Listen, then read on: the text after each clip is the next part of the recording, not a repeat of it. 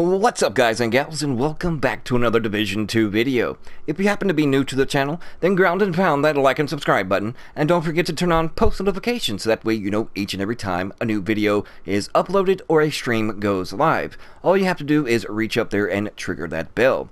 As well as we have that membership join button, so if you want to be an exclusive member of the Gorilla Nation, then by all means, all contributions are very much appreciated. Thank you guys so much. But enough of my rambling, let's hop right into the nature of this video. In essence, we are going to be discussing more or less the title update 3 that is coming next week, and also the conclusion of the PTS, which was today. Now, if you really think about it and what was stated on State of the Game, and if you know the current changes as far as the way things are shifting, to the extent that our health pools are going to basically be doubled, so is our armor. Like for an example, let me give you one. If you look at all things like Araldi, such basically like your holsters that have a huge amount of health pool. This one has 19,473. So there are players that were on the PTS and they had actually similar pieces, but they had 40k health. And that is the same with, things with armor rolls onto it as well. Really high armor rolls. So basically, to prepare for it, then everything that has vital or hardened on it, mainly vital, because you get more things to drop, well, at least in my experience, with hardened on it than you do vital. So you definitely want vital if you want a really, a health pool oriented build, especially if you're going to use things like clutch.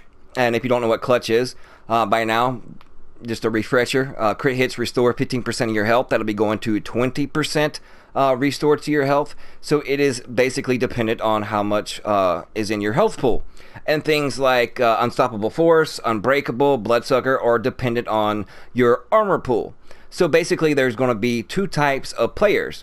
Ones with high armor rolls and high armor values and health and armor pools, because they'll be utilizing talents like the Unbreakable, Unstoppable, things of that nature. And then, of course, you guessed it, those that will be playing with large health pools will go along more of a health pool-based talents. And going along with that line of thinking, what particular type of weapon directly affects large health pools, or just health pools in general? I'll wait. Yep, you guessed it, it is the assault rifle, because it has baked in health damage. And the P416 out of 479 has 29%. So, since ARs are getting a buff, and since the update is coming up with the larger health pools, and those that will be speccing into health, then definitely the AR will be a go-to weapon for those type of agents that you'll probably be facing in conflict or in the ODZ or the normalized DZ, right? But now what if somebody is more balanced or more or less on the armor pool side of things? Then that's where the two-piece True Patriot comes in. And the two-piece True Patriot does 10% damage to armor for having two pieces. But also keep in mind there are actually mods out there that will have like 2% damage to armor on them. There's also mods that have percentage damage to health, and you can stack these things. But if you utilize an AR along with True Patriot, basically you're getting the best of both worlds, no matter what the player is actually using.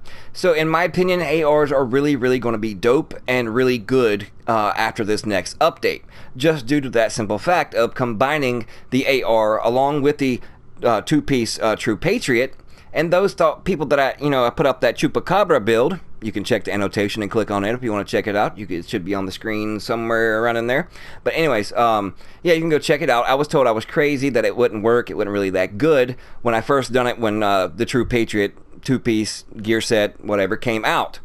And since that video is almost at 110k views, and now people are rethinking, their comments that they made. They might want to go back, and delete some of those and actually thumbs it up instead of just, randomly being negative and thumbs down, because they were looking at the glass was half empty and not the glass was half full. Yes, it still had some twerks, but once they did fix it, it is really viable in conflict, the DZ, and basically anything that has armor.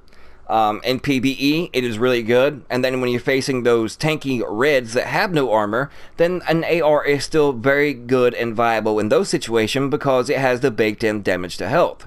So, in my opinion, you want to get a hold of some good ARs and have a plethora of talents ranging from Ranger to Optimist to Preservation, so that way you can accumulate different type and style builds depending on the activities that you'll be doing, whether it be DZ, Conflict, ODZ, or just PvE stuff. So that's what I wanted to pretty much get that out there in case those of you out there haven't really gave it that much thought as far as how to prepare for it.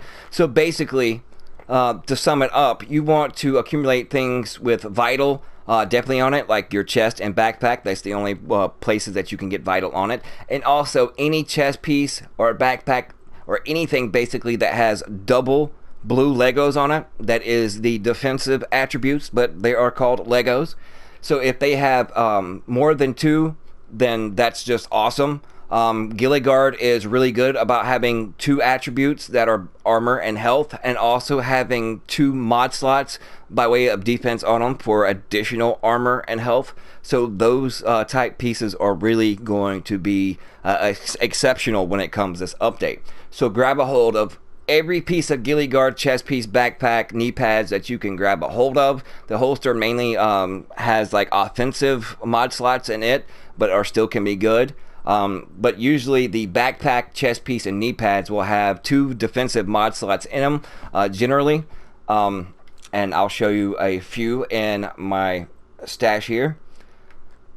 See, two defensive mod slots, and also has over 10k health on it, which is that'll double. And then here's one with over 9,000 armor, and still, two more defensive mod slots. So they'll be really, really good going into this coming update. And basically you want to stack health and armor because basically it's going to be the tank meta, so to speak. But like I said, there are ways to get around it, and it all depends on the build and the specs in which you spec your build into, which is, I just kind of said that all weirdly. But anyways, you kind of get the point, right? So just key advice, grab a hold of stuff that have the double Legos, and I'm going to stop my rambling. Keep things that are vital. So those of you that have stopped farming are probably coming back because the DZ was actually lit with a lot of people in there. So it was more or less good farming for me as well, because they would farm the landmarks and then I would farm them and extract their stuff. But yeah, that's just the nature of the DZ. But anyways, appreciate you guys so much for tuning in. I hope this information helps you out. And if you want some build ideas when it comes to ARs and two-piece True Patriots, then go check out the Chupacabra build on my channel. The link will also be in the description below if you didn't click on the annotation that was on the screen. We'll see you guys watching later.